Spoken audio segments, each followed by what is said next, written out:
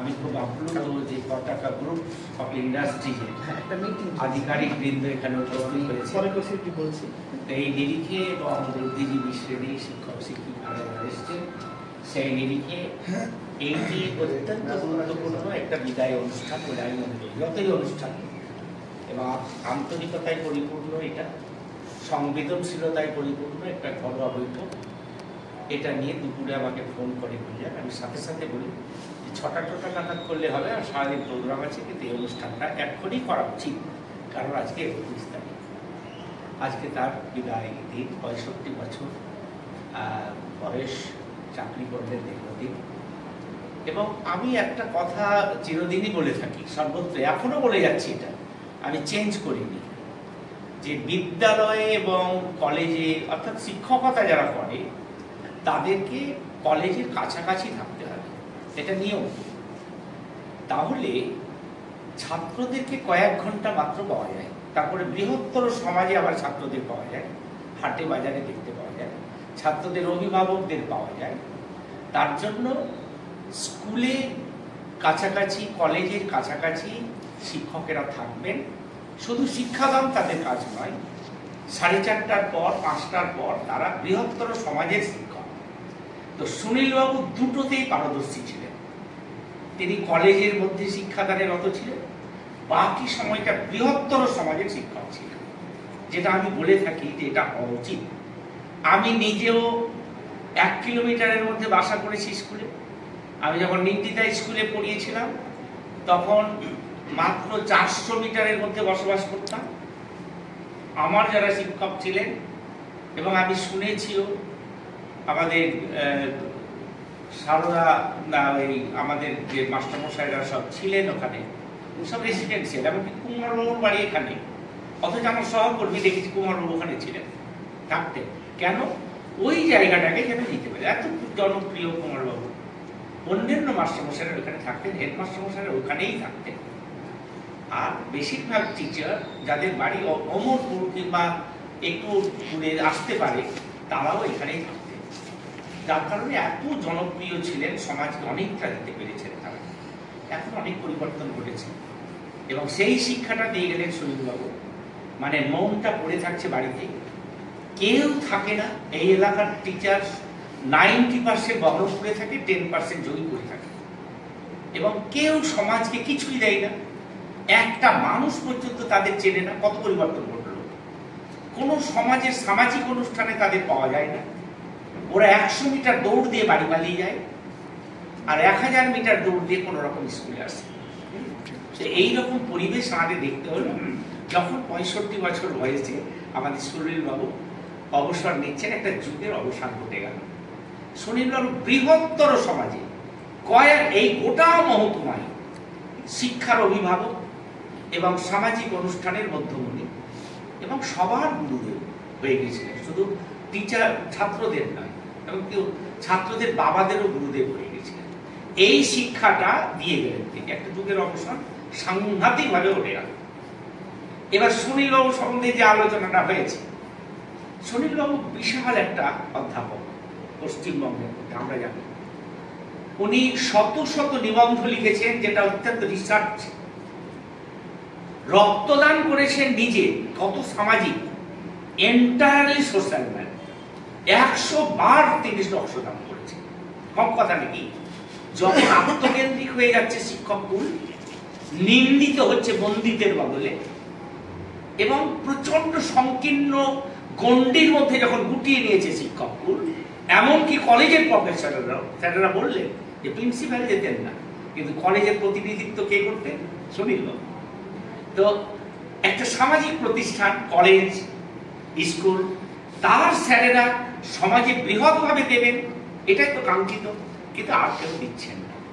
সুনীলবাবু এখানে মহান নিষ্ক্রমণ, আমি বলবো সুনীলবাবুর মহান নিষ্ক্রমণ আমাদের এলাকার কাছে, এবং বিশেষ করে অরণ্যবাদ কলেজের, ডিএন কলেজের কাছে একটা বড় ক্ষতি এবং অপূরণীয় ক্ষতি। আমাদের জামাল সাহেব বললো যে হবে কিনা জানি না, হবে না, পূরণ হবে না ওই ব্যক্তিত্ব। যতই বলুন, আমরা ব্যাপকভাবে কাছে পেয়েছি। হ্যাঁ, এবং তিনি কি হতেন? Friend, philosopher and guide. তো আমি স্যার বলতাম ঠাট্টা করে মাঝে মাঝে, কারণ স্যার বলাই সম্মত। উনি আমাকে ধমক দিতেন, বন্ধু কোনোদিন স্যার বলে? মানে কত বিনয়ী মানুষ দেখেন। আমাদের পার্থক্য ছিল একটা বয়সের, তবু বন্ধু করে দিয়েছিল, এটাই ভালো। গুলজারকে আমাকে বন্ধু ভাবতেন, অন্যান্য যারা আমাকে তো ধমক দিতেন, স্যার ভালো আছেন তো, যাই স্যার বন্ধুকে কেন উনি বলছেন। মানে এই আর সাদা মাটা পোশাকের কোন রকমে নেই, গান্ধীবাদী মানুষ, এইটা তার একটা বার্তা সমাজে। বিরাট অধ্যাপক, ঠামাট বাঁট থাকবে, মোটর সাইকেল থাকবে, একটা 4 চাকা থাকবে, একটা বিরাট, কারোর সাথে কথা বলবেন না, তাই থাকবে। এইটা একটা জেনারেশন পেরিয়ে গেলেন যে না, আচার্যকুল ভারতীয় মডেল কি হয় সেটাও শুনিল, বুঝতে পেরেছেন? তাহলে সমাজের মডেল, শিক্ষক হিসেবে মডেল, প্রফেসর হিসেবে মডেল, আর একজন মানুষ হিসেবে যে ভারতীয়ত্ব, সেই মডেলটা সুনীল বাবুর মধ্যে আমরা পেয়েছি। কেউ তার ধারে কাছে যেতে পারবে। এত জনসংযোগ, এত জনসংযোগ, আমরাও হেরে গেছি। এত জনসংযোগ, এক একটা দিনে এত প্রোগ্রাম ব্যাপকভাবে, তবুও ছুটে গেছে, গিয়েছে ইত্যাদি। অল্প আহার করতেন, কোনো ভোগ ছিল না, ভোগবাদের বিরোধী মানুষ। অল্প আহার করতেন আর থাকতেন, স্বল্প ড্রেস আর অল্প আহার, এই তো মানুষ। তো এই যে আইডিয়াল একটা অধ্যাপক, একটা শিক্ষা, আচার্যকুলের একটা রত্ন, তিনি শিক্ষা জগৎ থেকে বিদায় নিলেন আনুষ্ঠানিকভাবে। কখন? সে যখন শিক্ষার 12টা বেজে গেছে। শিক্ষার 12টা বেজে গেছে, শিক্ষক কুল আক্রান্ত হচ্ছে, অধ্যাপক প্রিন্সিপাল আক্রান্ত হচ্ছে, সমাজ তাদের শত্রুর চোখে দেখছে। উভয়েরই দোষ আছে, সমাজেরও দোষ আছে, যেমন শিক্ষকেরা আপন করে নিতে পারে না। আর সাধারণের বিদ্যালয় ব্যবস্থা আগামী 10 থেকে 15 বছরের মধ্যে যেখানে দুর্মুষ হয়ে যাবে, সে সময় সুনীল বাবু সম্মান নিয়ে চলে যাবে। বুঝতে পেরেছেন? কঠিন সময়, সময়কে ব্যাখ্যা করতে হবে। সুনীল বাবু দীর্ঘদিন অত্যন্ত গৌরবের সাথে কলহল যুক্ত একটা কলেজ, সেই কলেজটায় এখন আর পড়াশুনো হবে না, পরীক্ষার খাতা দেখো মেটেরিয়ালিস্টিক বিষয়, স্কুলেও তাই। আর আগে ছাত্ররা গাদার গাদা আসছেন, বড় বড় হল ঘরে বক্তৃতা দিচ্ছেন, নোটস দিচ্ছেন, লেকচার দিচ্ছেন, আর কোনো ক্লাস করতে সুযোগ হয় না তাদের। আমার অধ্যাপকরা বলেছে যা আসে ফর্ম ফিল আপ করতে আসে, আর কিছু ওই বিভিন্ন পাওয়ার টাওয়ার ফর্ম টাও ইত্যাদি করতে আসে, রেজিস্ট্রেশন করতে আসে, বাকি ক্লাসে উপস্থিত এটা শেষ হয়ে গেছে। পরীক্ষার পরীক্ষা, খাতা দেখছেন, পরীক্ষা কন্ডাক্ট করছেন, রেজাল্ট আউট করছেন, এগুলো নিয়ে ব্যস্ত। আর নন একাডেমিক কাজকর্ম নিয়ে ব্যস্ত হয়ে গেছে কলেজ। আর অনেক রকম চাকরির পরীক্ষা হচ্ছে কলেজে, সেগুলোতে গার্ড দিচ্ছেন। এই নিয়ে কলেজ, বিশ্ববিদ্যালয় এবং স্কুলগুলো আর একাডেমিক জায়গায় নেই, নন একাডেমিক কাজে পরিপূর্ণ হয়ে গেছে। তখন গুড বাই জানাবেন, খুব প্রয়োজন আছে।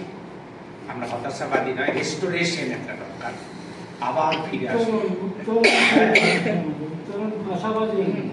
দাও ফিরে এই অরণ্য লাভ হেরাবো, সেদিন বলছিলাম রবীন্দ্রনাথের কথা। এত তিতি বিরক্ত হয়ে গেছিল শহুরে সভ্যতায় রবীন্দ্রনাথ, যে বলেছিলেন দাও ফিরে ওই অরণ্য লাভ হেরাবো।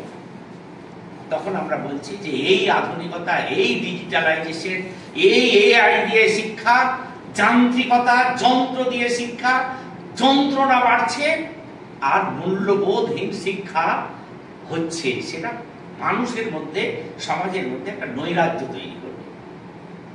মূল্যবোধের শিক্ষা দিয়ে গেলেন, মূল্যবোধের প্রতীক হয়ে এই সুনীল বাবু এবং সুনীল বাবুরা ওই জেনারেশনটা চলে গেল। সুনীল বাবু এই এলাকাকে কি ভালোবেসেছিলেন, অদ্ভুত। এই এলাকায় জন্মগ্রহণ করা মানুষও এই ঔরঙ্গাবাদকে, সতী টুয়ের মাটিকে এত ভালোবাসতে পারেনি, অদ্ভুত। 10-15 দিন আগে থেকে সুনীল বাবুকে আমরা লক্ষ্য করছি।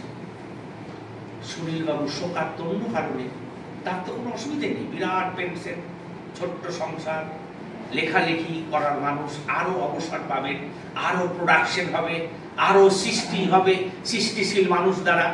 কিন্তু তিনি ভাবছেন এত বড় বৃহত্তর সাম্রাজ্যে যে আপনজন হয়ে গিয়েছিলাম, সেখান থেকে আমার দূরত্ব বেড়ে যাবে, এটা নিতে পারছেন।